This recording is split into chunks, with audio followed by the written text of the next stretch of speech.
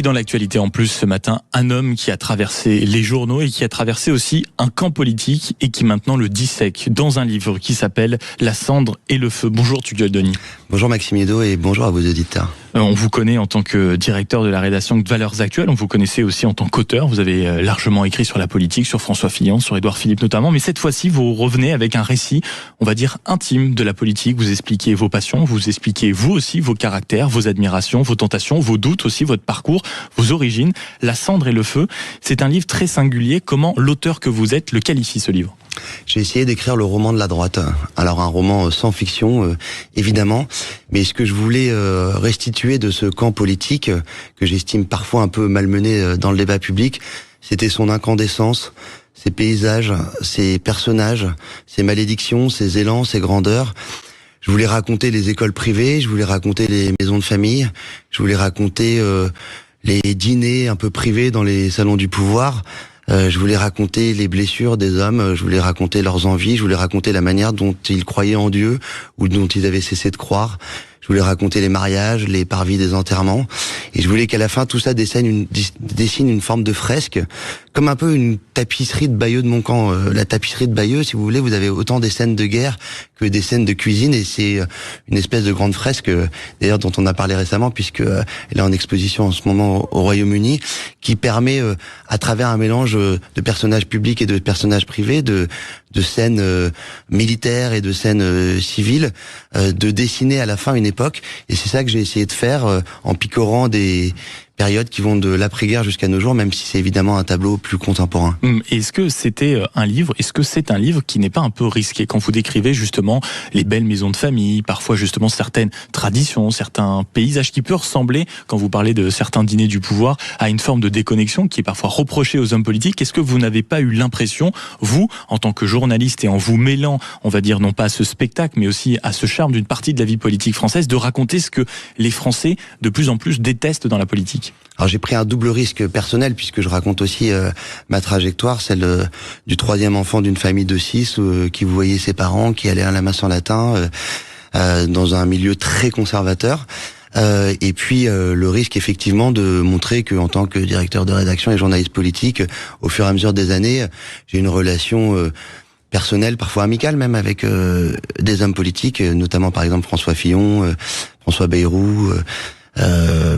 Et puis évidemment Édouard Philippe, avec Édouard Philippe, et puis même la famille Le Pen. Il y a de nombreuses scènes avec Jean-Marie Le Pen, et avec Marine Le Pen et avec Marion Maréchal. Mais je crois que la clé de tout ça, c'est l'authenticité. Je dis pas que ce livre est bien, ou je dis pas que ma relation avec ces gens-là est forcément moralement qualitative. En revanche, ce que je sais, c'est qu'il faut se dénoncer, il faut assumer soi-même ses choix.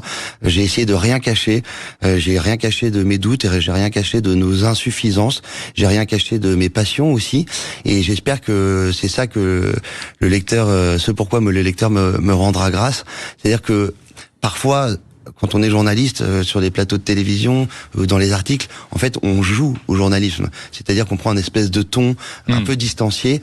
Là, j'ai une hauteur, une certitude qui parfois peut plomber le métier, peut-être. Exactement. Et là, j'ai estimé qu'à l'échelle d'un livre, il fallait ce troc entre moi, le fait de me livrer totalement sur ce que j'étais, sur ce que je ressentais, sur ce que je pensais de mes interlocuteurs, et en échange, je leur ai demandé à eux de me raconter la vie comme telle qu'elle la voyait, telle qu'elle l'était. Et c'est pour ça que je crois que les discussions avec les différents personnages, qui vont de Thierry Ardisson à Stéphane Bern, en passant par Vincent Bolloré, et puis évidemment les personnalités politiques qu'on vient de lister ensemble, ressemblent à quelque chose d'autre qu'un livre politique classique. Ce qui est sûr, c'est que c'est un récit intime, même les conversations que vous pouvez avoir avec les hommes politiques ou les femmes politiques que vous croisez, que vous rencontrez. Vous avez collaboré à l'Express, vous avez été au Point, vous êtes désormais le directeur de la rédaction de Valeurs Actuelles. Comment un journaliste qui assume ses passions, ses fidélités, parfois son amitié, ses amitiés avec différentes femmes, différents hommes politiques, comment aujourd'hui vous expliquez l'objectivité que vous essayez d'avoir en tant que journaliste, malgré tout ce que vous dites dans ce livre? Par exemple, François Fillon, vous l'assumez, ça a été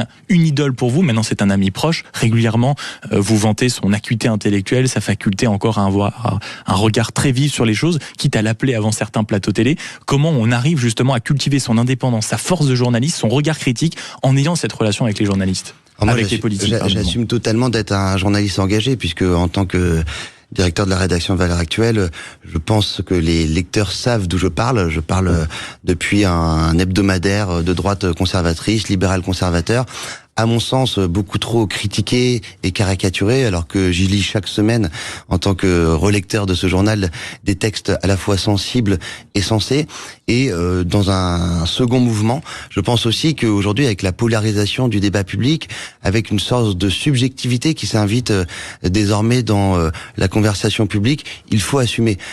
Les journaux et les médias qui essaye de prolonger un peu l'illusion d'une espèce de neutralité et de barycentre absolu, rencontre des difficultés aujourd'hui commerciales, et on voit bien que ce sont des journaux soit très à gauche, soit très à droite, ou avec un parti pris assez fort, comme Franc-Tireur par exemple, pour parler de la concurrence, ou même des radios qui ont un ton et non pas une espèce de musique un peu tiède à laquelle plus personne ne croit. C'est celle-là qui effectivement aujourd'hui arrive à émerger dans le débat public, et je crois aussi que à l'échelle de ce livre, donc c'était assez, ça pouvait être reconnu comme un exercice de vérité et d'authenticité que d'être dans le parti pris.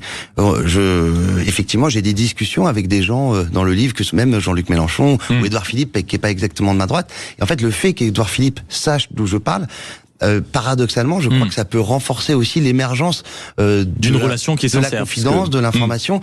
Résultat, je le pousse un peu dans son retranchement, c'est-à-dire que il me dit dans le livre, mais vous savez, Tocqueville, il n'y a pas une droite, mais des droites. Alors évidemment, le pluriel l'arrange, parce qu'il peut pas, il sait qu'il peut pas revendiquer à lui seul d'être la droite. Et il me dit aussi, vous savez, aujourd'hui, sauf à vouloir m'humilier, plus personne me traite de Juppé. Mais justement, j'ai cette réflexion sous les yeux, et je trouve que je ne sais pas quand a eu lieu l'entretien. En tout cas, vous le dites à un moment plus tard quand vous vous revoyez au Havre, et c'est une réflexion typiquement qui revient dans l'espace public maintenant. Quand on regarde la communication d'Édouard Philippe, on dit de plus en plus, de toute façon, il a tous les défauts d'un juppéiste. Alors c'est pour l'humilier, ou est-ce que peut-être que c'est sa nature qui revient au galop? Alors moi, j'ai toujours considéré qu'il était moins analytique, desséché qu'Alain Juppé. C'est-à-dire que Édouard Philippe, quand vous buvez une bière le vendredi soir avec lui au Havre, je vous assure que vous n'avez pas l'impression d'être en face d'Alain Juppé. Il y a une espèce quand même de chaleur humaine, d'humour même, et de facilité relationnelle qui est quand même pas celle exactement de l'homme un peu pincé qui a été maire de Bordeaux pendant des années. Et maintenant, je crois aussi qu'il cherche, comme tout le monde, à la fois le talisman de la droite et même, je dirais, le talisman de la radicalité. Il me dit d'ailleurs dans le livre que, selon lui, 2027 se jouera sur la rupture, comme Nicolas Sarkozy en son temps. Et on avait aussi une discussion dans un restaurant libanais de sa ville, qu'il apprécie et que j'apprécie aussi beaucoup. Le patron est très sympa, petit clin d'œil. Peut-être qu'il écoute Sud Radio ce matin. Ça arrive. Et je l'avais vu juste après qu'il est appelé à la destitution d'Emmanuel Macron. Et ce qui était très intéressant, c'est que Édouard Philippe, qui est conseiller d'État, qui est énarque, qui a occupé des fonctions éminentes de Premier ministre notamment évidemment, et qui est aussi assez parisien. Il habite une partie de la semaine à Paris, il a des amis dans le beau monde. Il me dit, vous savez, je crois découvrir maintenant ce qu'est la vie de Marine Le Pen depuis que j'ai appelé à la destitution d'Emmanuel Macron. Pourquoi je vous dis ça? C'est parce que 80% des gens que je croise dans la rue, des Français, des vrais gens, comme on dit, sont d'accord avec moi, mais je dois lutter contre les 20% qui sont mes amis, les énarques, ceux qui occupent les sphères du pouvoir, d'une certaine manière. Donc je crois qu'il est en tension en ce moment. Vous voyez, il dit, je cherche un programme massif. Il se cherche encore. Je cherche encore ce programme massif, mais en tout cas, il est à la recherche de ce programme massif. Il se redéclare de droite.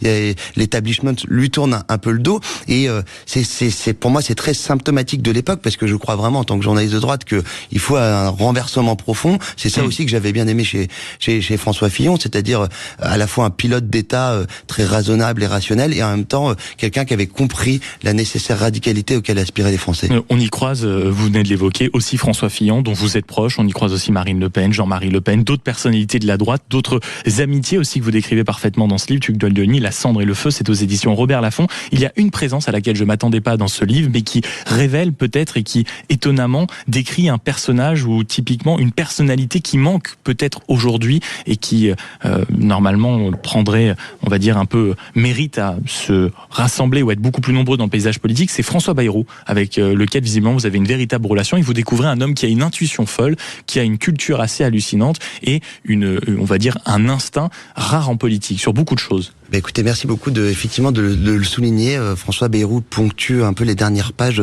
de ce livre. Nous sommes ensemble allés à Pau, dans sa mairie, qui a une mairie absolument incroyable, où on a une vue sur les Pyrénées. Le jour où je suis venu, en plus, tout ça a été baigné d'un soleil blanc.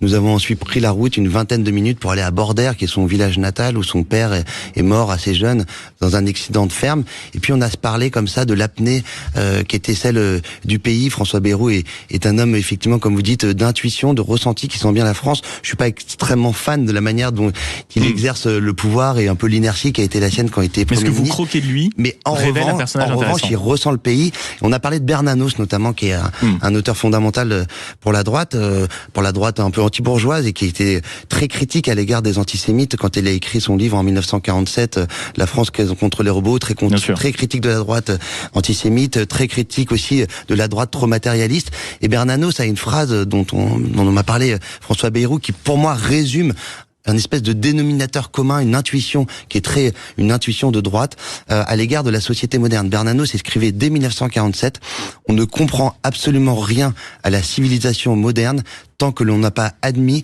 qu'elle est d'abord une conspiration contre la vie intérieure.